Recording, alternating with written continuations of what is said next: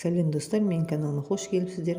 Бөлме гүлдерін өсірумен айналысатын болсаңыз, бұл видеом сізге ұнайды деп ойлаймын. Сіздің гүліңіз өрмелей алмай қиналып тұрған болса, сіз де осындай сатыларды жасап алыңыз. Ол үшін бізге бар болғаны рейка және шеге қажет болады. Рейка өте арзан бағада сатылады. Рейканы шегемен қағып, осындай саты тәрізді жасап алуыңызға болады. Және де оны лақтап, әдемілеп қабырғаға сүйеп қойыңыз. Шкафтың үстіне қойыңыз, үстелдің үстіне немесе полдың үстіне қойып, гүлімізді бойлап өсуіне жағдай жасауымызға болады. Және де бұны ағаштың бұтақтарынан жіппен байлап жасауға да болады. Өте табиғи көрінеді.